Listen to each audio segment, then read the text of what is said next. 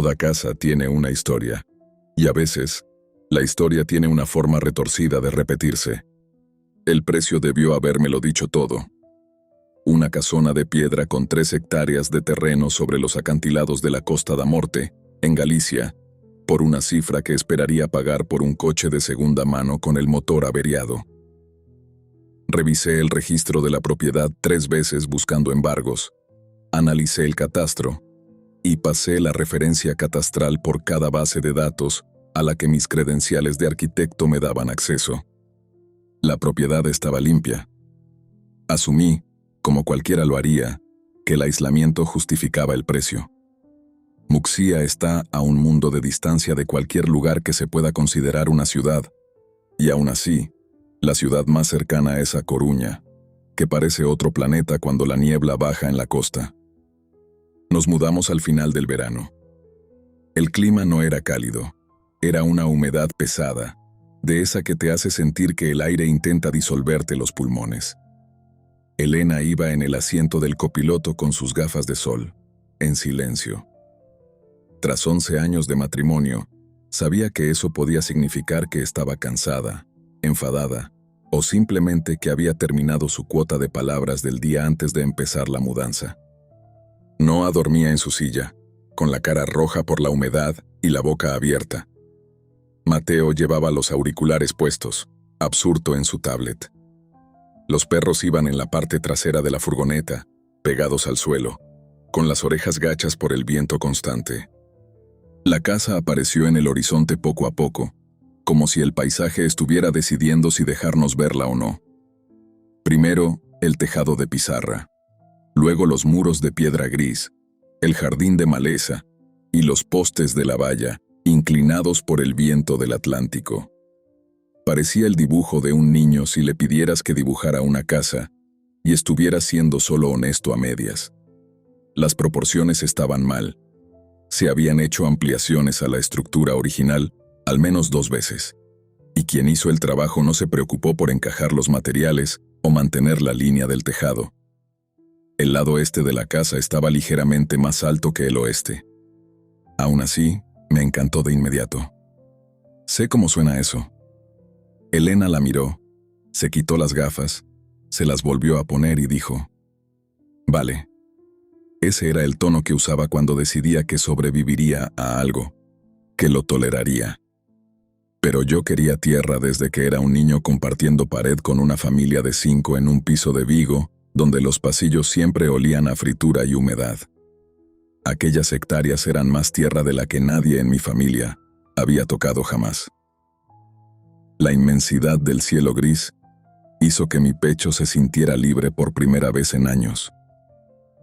El silencio, que Elena luego llamaría agresivo, para mí fue como el primer respiro limpio tras años respirando a través de un trapo.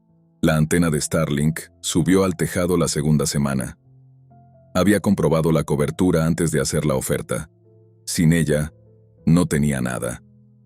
Mi trabajo de consultoría requería una conexión estable, y a mis clientes no les importaba que me hubiera mudado a un lugar donde la señal de móvil llega y se va según el humor de la atmósfera.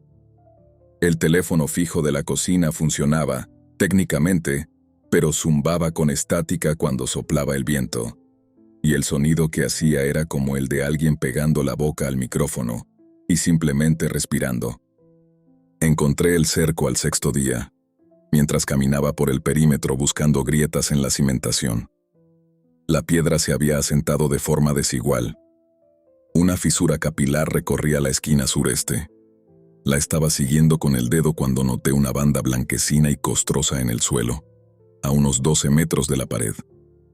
Al principio pensé que era un depósito mineral, algún tipo de filtración de cal o salitre del suelo, pero la seguí y vi que curvaba.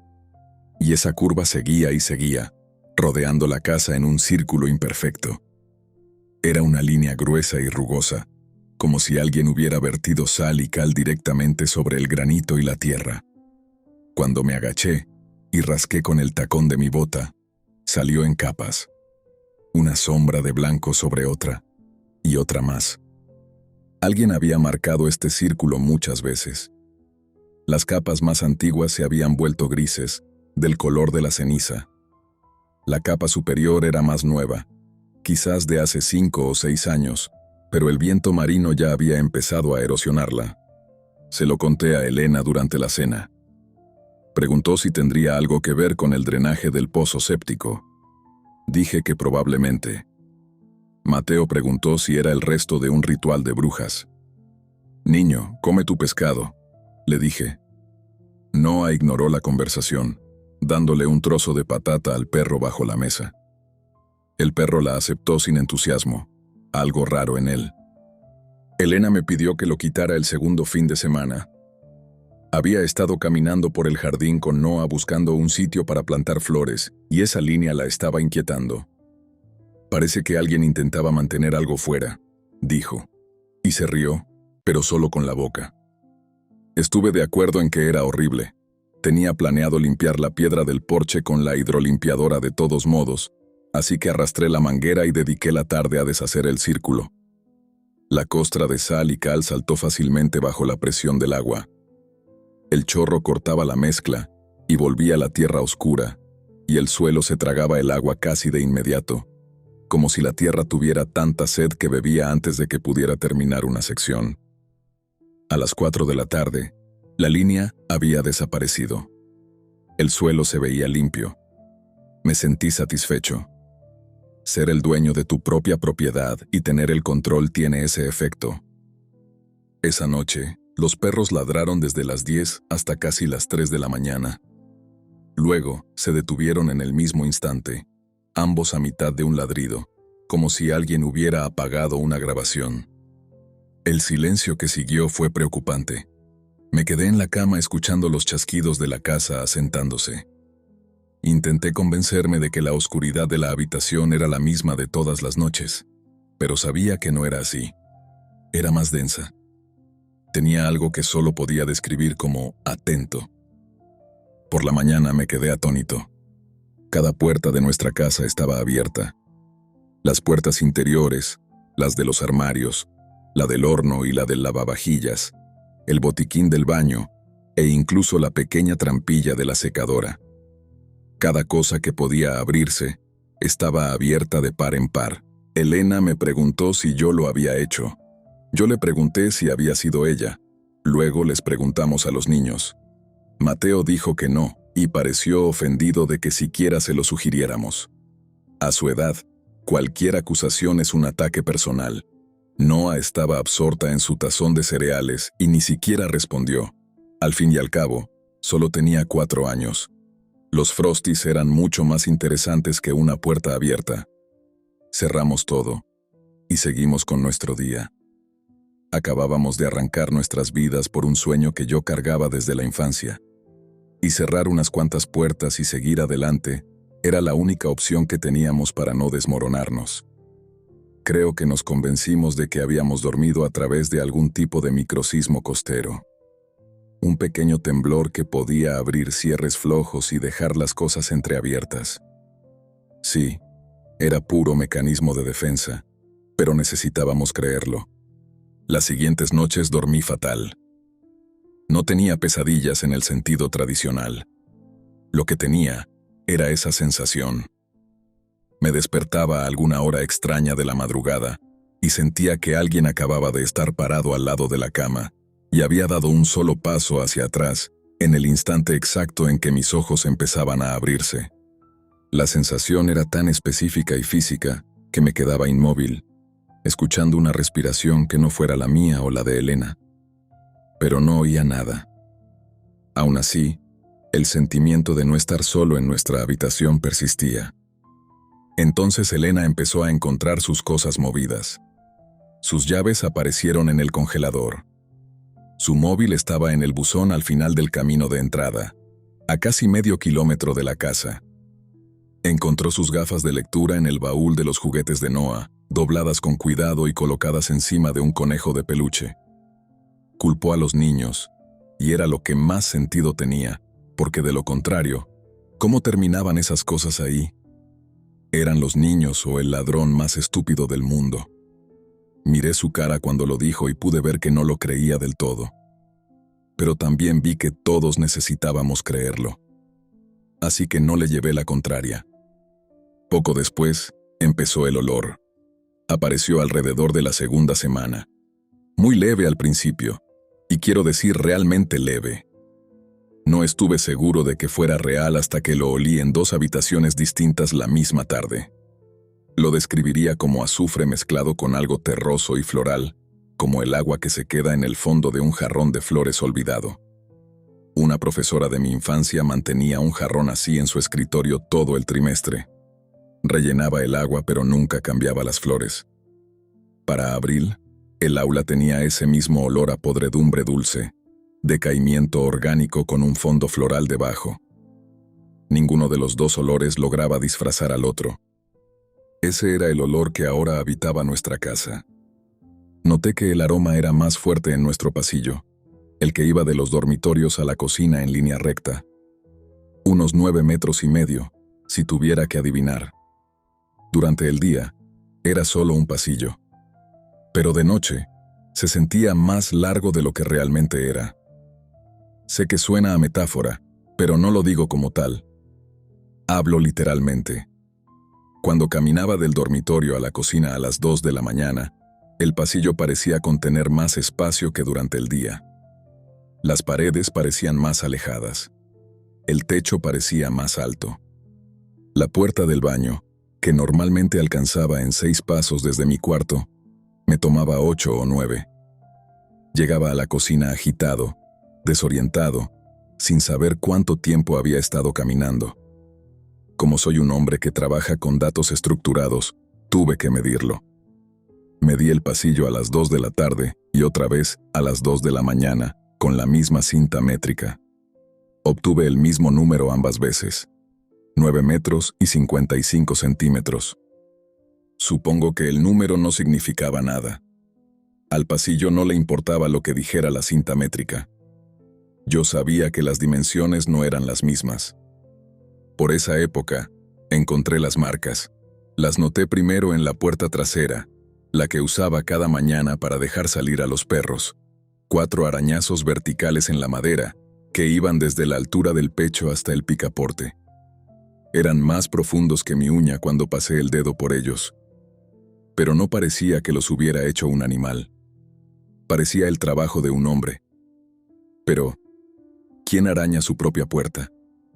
Yo no lo haría. Elena tampoco. Y los niños no tenían la fuerza para dejar marcas así de profundas. La puerta principal también las tenía. Misma altura y espaciado, trazadas sobre la madera con una presión constante y uniforme de arriba a abajo. La mano que las hizo no varió y no pareció cansarse. Revisé la puerta del garaje. 4 arañazos. El marco de la ventana sobre el fregadero de la cocina. 4 arañazos. El alféizar de la ventana en el cuarto de Mateo por fuera, que solo pude ver asomándome sobre el marco. 4 arañazos, tan frescos que los rizos de pintura levantada aún colgaban de la madera. Poco después, los perros dejaron de querer salir. Habían estado reticentes desde la tarde en que lavé el cerco de sal con la manguera, pero ahora se negaban rotundamente. Se plantaban ante la puerta trasera cuando la abría, mirando al jardín con las orejas planas y el cuerpo bajo. Cuando vi que metían la cola entre las patas con tanta fuerza que temblaban, supe que algo iba mal. Si yo salía y los llamaba, lloriqueaban y retrocedían. Dormían en la cocina, acurrucados bajo la mesa. Nuestro perro mayor, un cruce de pastor belga llamado Bryce, en honor al dueño anterior, ironías del destino, desarrolló el hábito de quedarse mirando el pasillo desde el umbral de la cocina. Se sentaba allí durante horas con la cabeza ligeramente gacha, vigilando el corredor. Si alguien pasaba por el pasillo, él lo seguía con la mirada. Podía ver cómo se le erizaba el lomo y se le asentaba, una y otra vez. ¿Qué estaba mirando?, me preguntaba. Una noche, durante la 3ª semana, me levanté a por agua. El pasillo estaba haciendo ese truco de estirarse de nuevo. Caminé lentamente. Sentía las piernas rígidas, y el aire tenía esa cualidad de espesura, de no estar solo. Y, como era de esperar, el olor Había vuelto. Estaba pasando por delante de la puerta de Mateo cuando oí algo fuera de la casa. Un sonido que inicialmente procesé como el viento. En esta costa, el viento siempre está soplando, así que aprendes a restarlo de todo lo demás que oyes. Pero este sonido tenía una regularidad que el viento no posee. Una especie de ritmo. Algo estaba rodeando la casa. Podía oírlo en la grava y el césped húmedo del lado norte. Un crujido suave, a paso constante. Luego se movió al lado este. El sonido continuó al mismo tempo. Luego al sur, luego al oeste. Un circuito completo. Lo que fuera que estaba haciendo ese ruido, caminaba por el perímetro de la casa en un círculo, exactamente por donde solía estar la línea de sal. Me quedé congelado en el pasillo, escuchando cómo aquello completaba 3 circuitos. En la tercera vuelta, se detuvo en el lado occidental, directamente detrás de la pared del dormitorio de Noah. Hubo un silencio que duró unos 30 segundos, y luego, un zumbido bajo y resonante. Estaba por debajo del umbral del oído, pero podía sentirlo viajando lentamente a través de mis huesos, como la vibración de un motor de barco gigante en la lejanía. De repente, cesó, y el viento volvió a ser solo el viento. Regresé a la cama, confundido. Me quedé mirando el techo, agotado por dentro y por fuera, obligándome a dormir antes de que mi mente empezara a sacar conclusiones que no quería enfrentar. Alrededor de la tercera semana, Noah empezó a hablar con alguien. Lo oía a través de la pared de su cuarto. Hablaba y hacía pausas, como si esperara que alguien le contestara. Luego volvía a hablar.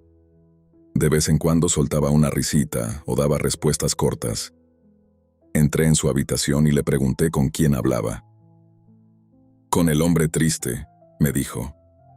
Estaba sentada en su cama con una cera en la mano y un cuaderno de colorear abierto por una página de animales de granja. No había respetado ni una sola línea. «¿Y dónde está ese hombre triste, cariño?» «Está en la pared. Dice que vivía aquí antes y que echa de menos a alguien». «Vale. ¿Y qué más dice?» «Bueno, dice que lavaste su trabajo con la manguera y que eso era muy importante». Me lo dijo con un tono de regaño, como si yo hubiera roto su juguete favorito, y volvió a colorear un caballo con una cera azul. Tenía 4 años, y para ella, la conversación había terminado. Ningún interrogatorio iba a sacarla de su dibujo.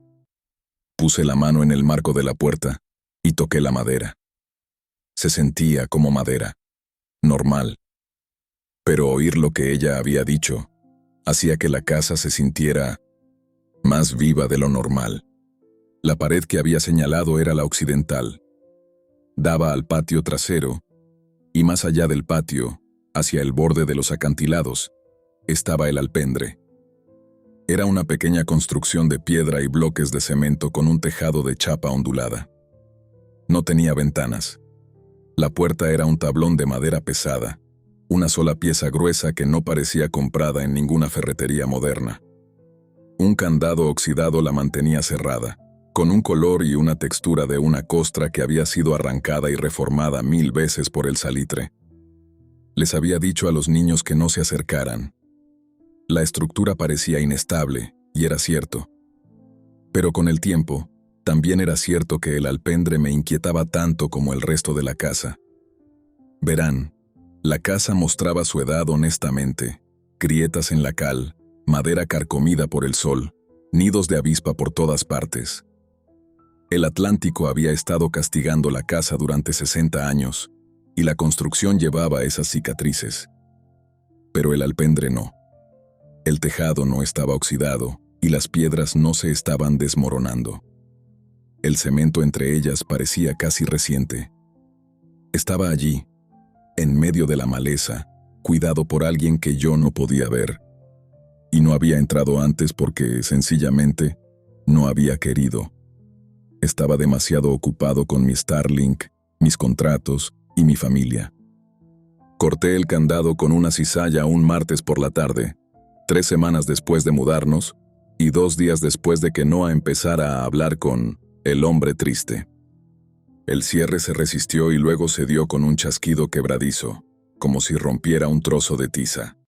La puerta se abrió hacia adentro sobre bisagras que se movieron con una suavidad antinatural. Dentro había una sola habitación de unos 3 por 4 metros, con un suelo de cemento tan limpio que las marcas de la escoba aún eran visibles en el polvo, líneas paralelas que iban de esquina a esquina. Había una mesa de madera empujada contra la pared del fondo. La superficie estaba cubierta de marcas de anillos de tazas y latas, y lo que parecía cera de vela raspada y vuelta a poner durante años. El aire interior era fresco y quieto, lo cual no tenía sentido para una caja de piedra bajo el sol gallego de media tarde. Debería haber sido un horno. En cambio, el aire tenía un escalofrío húmedo, como el de una bodega profunda, y el frío parecía subir directamente desde debajo del suelo. En la mesa y en estanterías hechas con tablones, encontré lo que el dueño anterior había dejado atrás. Un viejo farol de queroseno con el cristal roto. Una jarra de plástico vacía que aún olía levemente a combustible. Varios tarros de cristal llenos de una sustancia blanca y gruesa que luego confirmé que era sal marina. También había una lata de café llena de laurel seco y ruda, gris y quebradiza. Y entonces, encontré los cuadernos. Su nombre era Bryce Mendieta. Había escrito su nombre en la portada del primer cuaderno, con letras de molde junto a una fecha. Septiembre de 2004. Había una docena de estos cuadernos, de esos baratos que usan los niños en el colegio. Estaban llenos de arriba abajo con una caligrafía que empezaba siendo pequeña y controlada, pero que se desmoronaba progresivamente a lo largo de los años. Leí los cuadernos durante 3 noches, sentado a la mesa de la cocina después de que los niños se acostaran, mientras Elena veía la tele en el salón y el pasillo entre nosotros hacía su truco de estirarse. Lo que logré reconstruir fue esto. Bryce se mudó a la propiedad después de que su mujer muriera. Eligió el aislamiento, pero algo empezó a suceder casi de inmediato, y sus primeras entradas lo describían.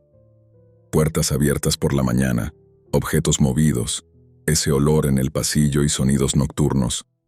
Específicamente lo que él llamaba una respiración en los muros, que inicialmente pensó que eran las tuberías o el viento. Las entradas cambiaron después del primer año. La escritura cuidadosa se erosionó. Empezó a repetir las mismas observaciones, escribiéndolas una y otra vez, como si intentara desesperadamente no olvidar o recordarse a sí mismo que no estaba loco. Intentó con sal, con ruda, e incluso con un cura de Muxía que vino una vez, hizo algo y nunca regresó. Bryce escribió que llamó a la diócesis 3 veces después, pero le dijeron que el cura no estaba disponible. Intentó sellar las puertas con burletes. Intentó dormir en el alpendre. Una vez intentó irse.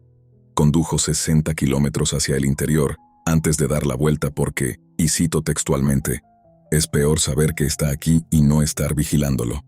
Esa frase me puso los pelos de punta. Bryce intentó con sal, luego con laurel, luego con aquel cura de Muxía que realizó un rito y no volvió jamás.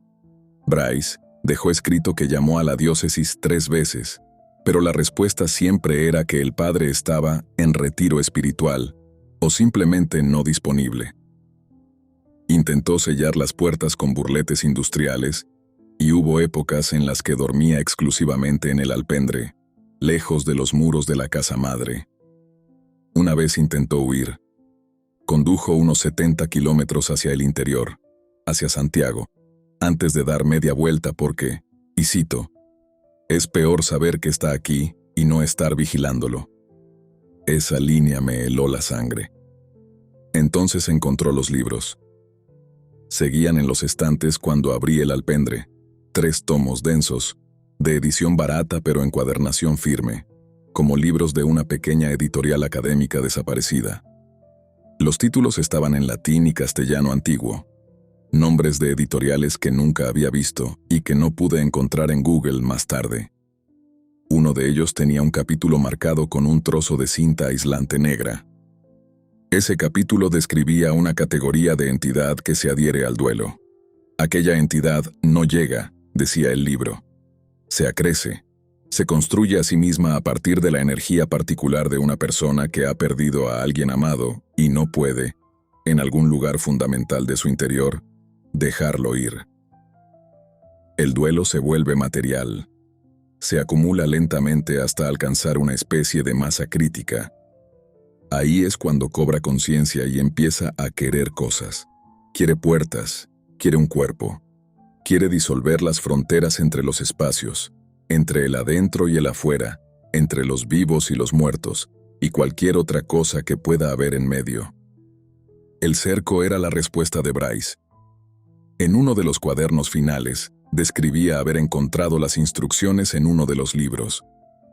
El término que usaba era perímetro declarado, que definía como una frontera mantenida por una intención humana activa.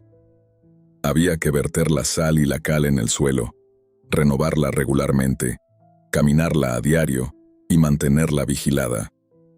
La entidad no podía cruzarla mientras alguien estuviera eligiendo activamente imponer ese límite.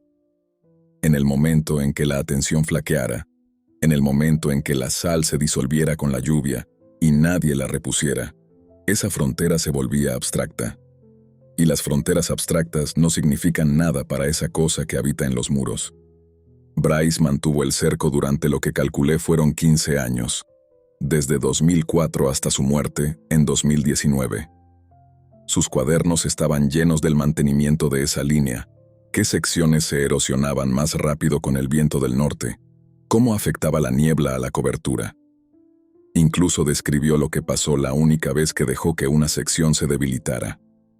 Una entrada de noviembre de 2014 decía: la lluvia de la tormenta lavó la sal del lado sur.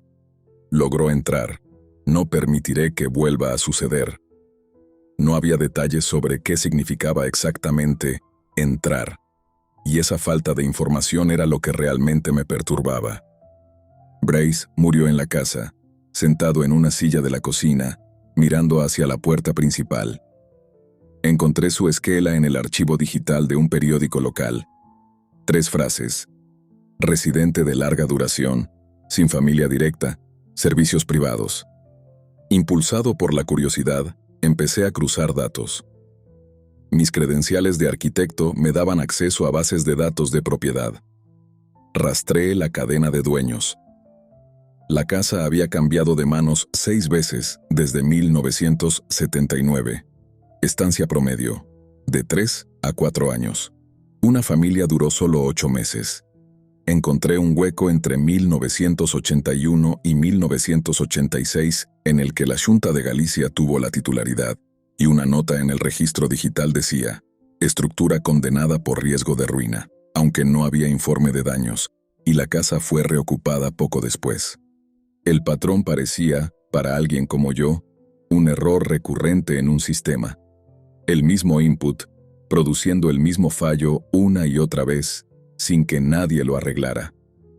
En el escaneo de un viejo archivo de la Diputación, encontré una fotografía.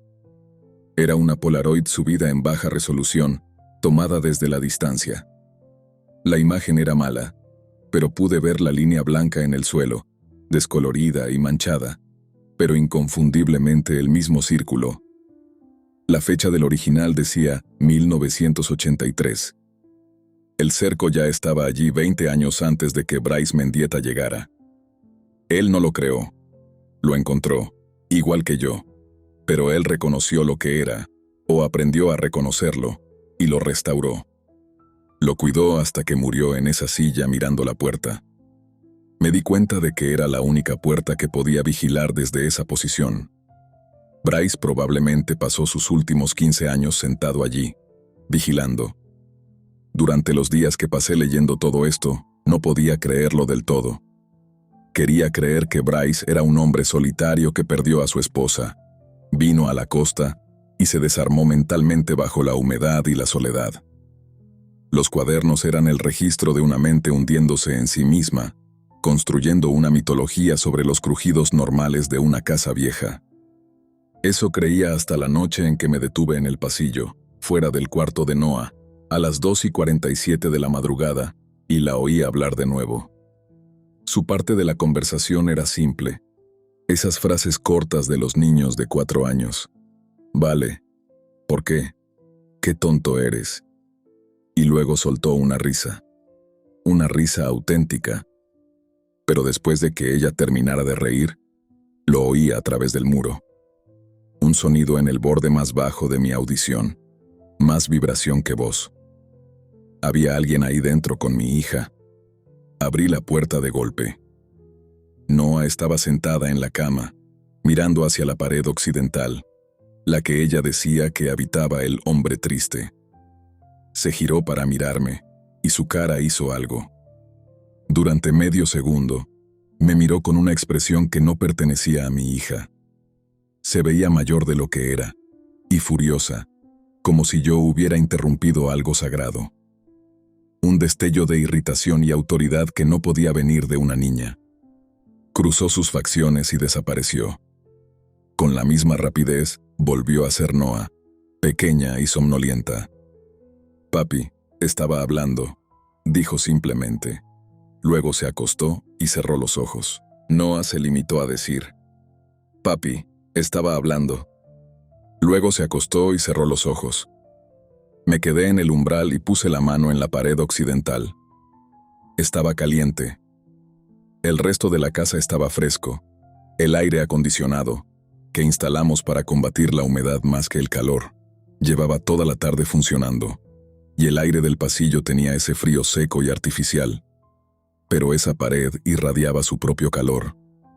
Algo dentro de ese muro estaba emitiendo energía, algo vivo y descansando justo detrás del pladur donde mi hija dormía cada noche.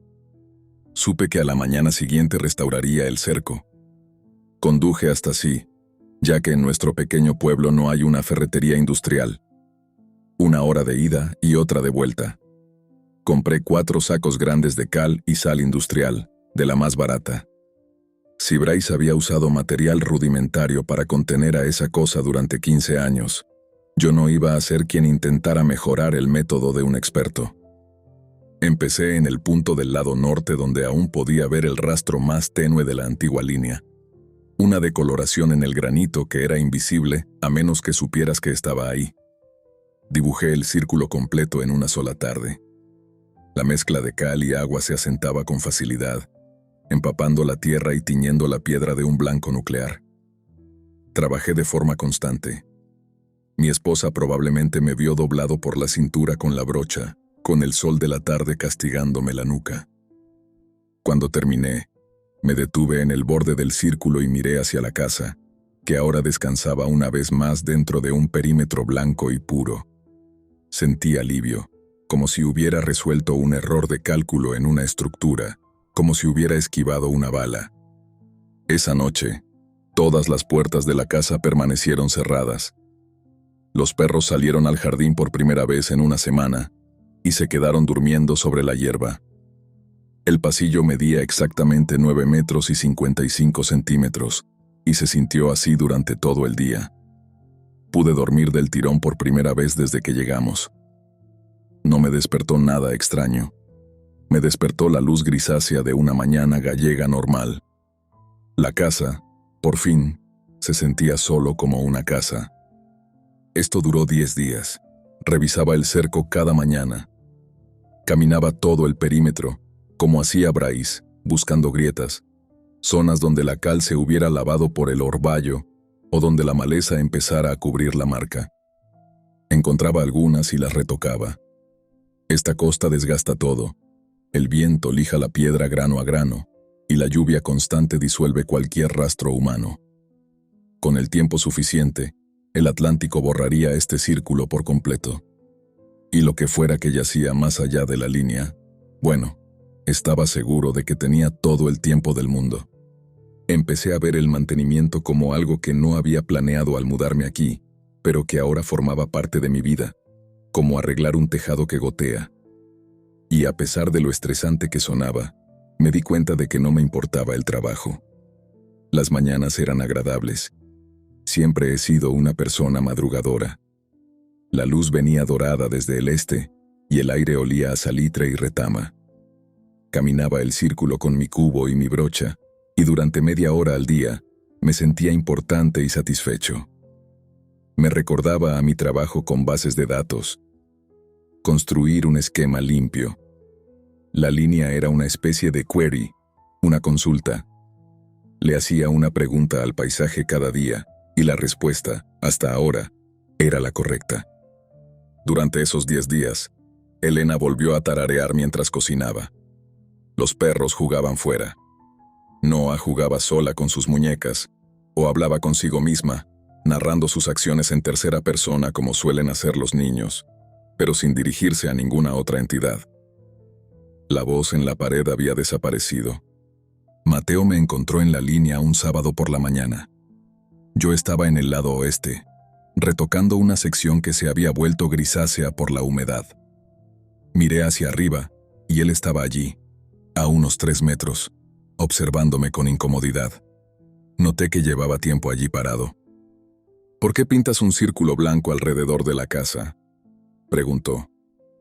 Empecé a inventar algo sobre marcar tuberías subterráneas o límites de propiedad. Las palabras estaban a mitad de mi garganta cuando Mateo me cortó. «Vi algo ahí fuera anoche». Solté la brocha sobre el borde del cubo. «¿Dónde lo viste?», señaló más allá del cerco, hacia el acantilado y los kilómetros de océano oscuro que se extendían al fondo. Allí, pasado lo blanco. Se quedó quieto. «No será nada, hijo. Algún animal», dije, tratando de mantener la voz firme. Tenía el tamaño de una persona, pero no lo era. Hizo una pausa, entrecerrando los ojos. Tenía los brazos donde no debían estar. O las piernas. No sé, estaba lejos. Estaba de pie, pero parecía que no sabía cómo estar de pie todavía. Y tenía la cabeza ladeada, como si se le hubiera caído de lado. No dejaba de mover los dedos, todos, muy rápido, todo el tiempo que lo miré. Me quedé helado. Se me erizó el vello de la nuca. Mateo me miraba y se veía extrañamente tranquilo para lo que acababa de describir. «Hijo, ¿por qué no nos despertaste?». «Porque estaba fuera de la línea blanca. Me di cuenta de que no podía pasar de ahí, y no abrí la ventana», añadió, como si temiera meterse en un lío por eso. En ese momento decidí contarle una versión de la verdad. Le dije que el dueño anterior creía que algo habitaba en la propiedad y que el cerco era la forma de mantenerlo a raya. Le dije que no estaba seguro de creerlo aún, pero que la línea parecía ayudar. Lo miré a los ojos y le pedí que mantuviera su ventana cerrada de noche y que nunca saliera del círculo después del atardecer. Asintió. Luego dijo algo que me dio un escalofrío. «Papá, Noah no está hablando con el hombre que vivía aquí antes. Está hablando con esa cosa que vivía aquí con él». Dicho esto, volvió a entrar. Me quedé arrodillado en la tierra junto a mi sección a medio pintar, escuchando el rugido del mar. Elena me dijo que nos íbamos un miércoles por la tarde, después de acostar a los niños. Había sido paciente, explicó, durante más tiempo del que yo merecía. Toleró el olor, los objetos movidos, el comportamiento de los perros y mi creciente obsesión con el alpendre, los cuadernos y el perímetro. Y a pesar de que todo parecía mejor, me había estado vigilando salir a las 3 de la mañana a retocar la línea con una linterna en la boca y un cubo de cal, y no estaba dispuesta a aguantar más. Estaba de pie en el umbral de la cocina, en pijama, mirándome como si fuera un extraño. Me dijo que esta tierra me había cambiado, que me estaba convirtiendo en algo que no era su marido. «Nos vamos a casa de mi hermana en A Coruña», dijo. «Empiezo a hacer las maletas mañana». «Elena, esto no es lo que planeamos», empecé a decir. «Adrián, estás ahí fuera pintando el suelo de madrugada. Te pasas las tardes en ese cobertizo leyendo diarios de un muerto. He visto a los niños hablando con las paredes. No me importa si es real o si has perdido el juicio, porque de cualquier manera, los niños y yo nos vamos mañana. Puedes venir o quedarte. He visto a los niños hablando con las malditas paredes, Adrián. No me importa si esto es real o si has perdido el juicio. Porque de cualquier manera, los niños y yo nos vamos mañana. Eres bienvenido si quieres venir. Intenté explicárselo. Empecé a hablarle de los cuadernos de Bryce, de la línea y de lo que ocurre cuando el blanco se desvanece. Ella levantó la mano y me quedé callado. No quería una explicación, al menos no una que sonara a locura. Quería un marido, una familia normal y una casa normal. Y tenía todo el derecho a querer eso. Tenía razón. Pero para mí, en ese momento, mantener ese cerco y elegir a mi familia eran exactamente la misma cosa. En mi cabeza, di un paso atrás y analicé la situación. No podía discutir lo loco que me veía, y una parte de mí también quería huir. Quería dejar la casa, el alpendre y el cerco en el espejo retrovisor. Conducir hasta A Coruña. Dormir en el cuarto de invitados de su hermana y beber café en una cocina que oliera a cocina normal. Pero otra parte de mí, una más nueva y sombría, sentía que no podía hacerlo. Que tenía la responsabilidad de quedarme y mantener ese perímetro de sal y cal. Si nos íbamos, nadie lo cuidaría. La ayudé a empacar. Llené cajas y cargué la furgoneta. Me dije a mí mismo que lo resolveríamos desde la ciudad. Quizás venderíamos el lugar y asumiríamos la pérdida. Quizás alguien más encontraría los cuadernos y entendería. Sabía que nada de eso era cierto mientras lo pensaba, pero seguí empacando de todos modos. Nos iríamos por la mañana, tal como ella había dicho. Esa noche, hice una última revisión del cerco al atardecer. Caminé por el perímetro. Lado norte, bien. Lado este, bien. Lado sur, bien. Pero entonces, llegué a la sección occidental. Había desaparecido por completo. La mezcla de sal y cal había sido arrancada del suelo, raspada en tiras largas, y pude ver las marcas en la tierra donde algo había sido arrastrado por la superficie. 4 líneas, como los arañazos que encontré antes en las puertas. Repinté el cerco en la oscuridad. Trabajé con la linterna encajada bajo la barbilla y la brocha temblándome en la mano. Vertí la cal húmeda y espesa. Pude sentir que algo me observaba todo el tiempo desde fuera del círculo, desde la maleza húmeda. No lo vi, y no estaba intentando buscarlo, pero sentí como si la oscuridad más allá del jardín se hubiera concentrado en un solo punto y hubiera tomado forma. Viniera de donde viniera esa sensación, estaba a solo unos 5 metros de distancia. No se movía y no hacía ni un ruido. Era como si una masa de tinieblas estuviera en el borde mismo de la cal fresca, pegando su cara contra ella como si fuera un cristal. Terminé y retrocedí con cuidado hacia la casa. Esa oscuridad acumulada se quedó donde estaba. Dentro, Elena sostenía a Noah en la cocina. La niña se había despertado hablando otra vez, más fuerte de lo habitual.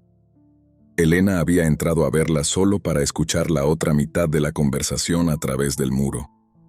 La voz que venía desde dentro de la pared. No pudo distinguir las palabras. Lo describió como un zumbido, amortiguado y distante, pero eran palabras, sin duda. Elena estaba pálida, le temblaban las manos. Estrechaba a Noah contra su pecho y la niña ahora dormía profundamente, con una respiración constante. Gracias a Dios por las pequeñas cosas. Elena me miró y no dijo nada, pero se veía aterrorizada. Creo que ese fue el momento en que se dio cuenta de que su marido no se había vuelto loco. Me senté frente a ella en la mesa de la cocina. El reloj del horno marcaba las 11:42 de la noche. La casa crujía y se asentaba a nuestro alrededor. Y ese cerco blanco afuera, recién pintado, resistía. Nos fuimos al amanecer. Todo estaba listo. Cargué las últimas cajas mientras Elena abrochaba a los niños en el coche. Los perros saltaron al maletero de inmediato, aplastándose contra el suelo. Incluso ellos parecían ansiosos por irse. El sol apenas asomaba por las colinas del este y la luz tenue golpeaba la casa, haciéndola parecer engañosamente ordinaria, tal como se veía el primer día. Pero ese círculo blanco brillante ahora parecía una locura, que definitivamente lo era. Me detuve un segundo ante la puerta principal antes de cerrarla. La casa sonaba tranquila. El pasillo era visible y estaba vacío desde donde yo estaba, extendiéndose recto hacia la cocina. Solo un pasillo, de 9 metros y 55 centímetros, pladur y tarima. Era casi hermoso. Cerré la puerta. Le eché la llave y volví al vehículo con mi familia. Arrancamos. Elena iba en el asiento del copiloto con sus gafas de sol, sin hablar, igual que cuando llegamos. Mateo llevaba sus auriculares y Noah seguía durmiendo. La carretera de salida de Muxía serpentea entre la nada durante mucho tiempo antes de encontrarse con algo que puedas llamar civilización. Vi la casa por el espejo retrovisor haciéndose pequeña, encogiéndose, con el alpendre detrás de ella. Desde allí, ya no podía ver el cerco de sal. Aquellas hectáreas de tierra que tanto había deseado desde que era un niño en Vigo, lo estaba dejando todo atrás. Llegamos a casa de la hermana de Elena en A Coruña. Nos dio la habitación de invitados y el sofá-cama del salón, sin hacer demasiadas preguntas. Ella es el tipo de persona que sabe que a veces la gente aparece de repente y que las respuestas ya vendrán después. Tenía mi portátil, tenía contratos que terminar. Me senté a la mesa del comedor de mi cuñada a escribir código y organizar bases de datos, respondiendo correos de vez en cuando. Y por la noche, me acostaba en la cama de invitados junto a Elena, mirando al techo, pensando en el cerco, preguntándome si la sal todavía aguantaba o si la lluvia gallega ya habría empezado a disolverla de nuevo. Pasaron 3 semanas. Los niños se estaban adaptando bien. Mateo empezó en un nuevo instituto en A Coruña y no se quejó ni una vez. Ese chico, lo juro, lidia con las cosas por su cuenta y de forma tan silenciosa. Llega a sus propias conclusiones cuando está listo. Noah jugaba con el gato de Inés, la hermana de Elena. No volvió a mencionar al hombre triste y durmió del tirón todas las noches. El color volvió al rostro de Elena antes de que pasara mucho tiempo. Volvió a ser ella misma, cocinando comidas completas en lugar de calentar latas. Ella e Inés se sentaban en la terraza por las noches, bebiendo vino y hablando de su madre o de sus trabajos. Yo me sentaba un poco al margen y observaba a mi familia, feliz de que todo hubiera terminado y de que mi obsesión con el cerco se estuviera desvaneciendo lentamente. Lo que fuera que hubiese en aquella casa de Muxía, no estaba aquí. O eso creía. Entonces, recibí la notificación. Mi cuenta de Starlink me envió una alerta diciendo que la antena seguía consumiendo energía. Era de esperar. Nos habíamos ido con tanta prisa que no desconecté nada. Pero la alerta me impulsó a comprobar el estado del sistema de forma remota.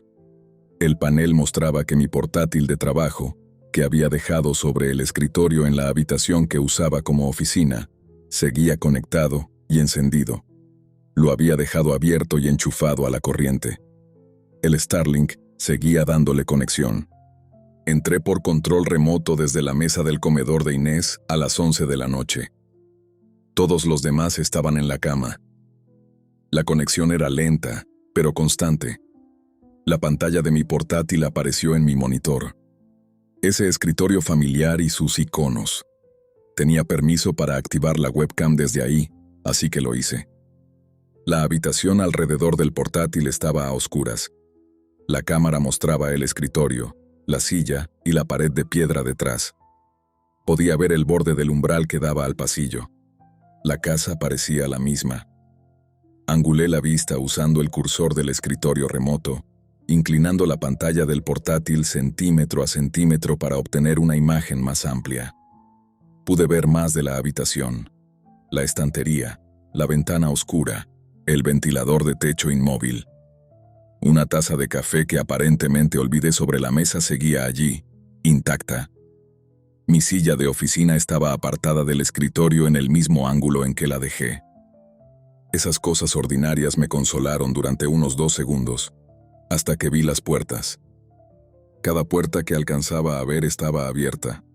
El armario de la oficina, la puerta del pasillo, y a través de ella, pude ver la puerta del baño al fondo también abierta, y más allá, el rectángulo oscuro del armario de la ropa blanca bostezando en la penumbra.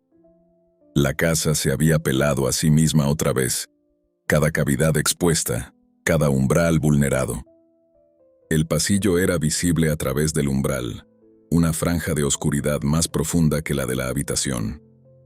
Y al final del pasillo, justo en el borde de lo que la diminuta lente de la webcam podía resolver, vi una forma. Estaba de pie en el pasillo. Tenía el tamaño y la altura aproximada de un hombre, y estaba de cara a la cámara, mirando hacia la habitación. Se mantenía perfectamente inmóvil, tal como Mateo lo había descrito. La resolución de la imagen era muy baja y oscura, no pude ver muchos detalles.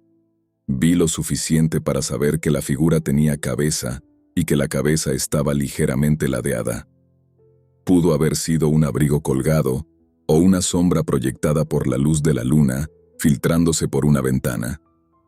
Pudo ser pareidolia, la compulsión del cerebro por encontrar rostros en el ruido visual. Me quedé observándolo, esperando a que pasara algo.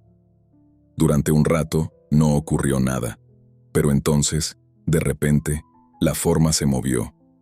Cambió su peso, quizás ajustando su postura. Se inclinó hacia adelante un poco. Estaba mirando a la cámara ahora con lo que mi cerebro entendió, en un nivel instintivo, como reconocimiento. Lo sabía. Sabía que yo lo estaba mirando a través de la webcam. Cerré el portátil de golpe, tan fuerte que casi rompo la pantalla, y mantuve ambas manos presionadas sobre él como si algo pudiera estallar desde dentro en cualquier segundo. Me senté a la mesa de Inés bajo la luz de la lámpara, mirando las cosas a mi alrededor para anclarme a la realidad. La casa normal de mi cuñada me mantuvo cuerdo en ese momento. Sin embargo, desde el salón, a través de 2 paredes y una puerta cerrada, oí la voz de Noah. Estaba en el sofá cama. Llevaba 3 horas dormida, pero ahora estaba hablando con alguien. Su voz era baja, pero sonaba como si estuviera respondiendo a las palabras de otro. Oí una pequeña risa, seguida de un «Vale». Me quedé allí escuchando, y cuanto más duraba aquello, más empezaba a temblar. Puse las manos planas sobre la mesa, mirando la madera. Ese cerco blanco de sal me estaba llamando ahora. Sentí que tenía que volver, que tenía que conducir de regreso a Muxía, abrir aquel alpendre, leer los cuadernos otra vez y, finalmente, repintar la línea. Que tendría que repintarla cada mañana hasta el día en que muriera. Entonces la voz de Noah se silenció y vi a Elena salir de la habitación donde estaba la niña. Suspiré. No tenía idea de que ella hubiera entrado. ¿Estás bien?, me preguntó. Me levanté y la abracé con tanta fuerza que se quedó desconcertada. Estoy bien. Mentí. Me fui a la cama con mi esposa entonces, y lo único que tenía en mente era que quizás debíamos irnos de Galicia para siempre. En realidad, quizás Elena debería tener la última palabra esta vez sobre a dónde iríamos después. Las casas encantadas dan miedo porque, a veces, si te quedas en ellas demasiado tiempo, no es la casa la que permanece maldita.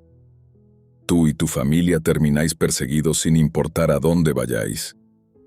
Así que ten cuidado la próxima vez que cambies de código postal. No vayas a encontrarte en un lugar nuevo, con un ocupante adicional.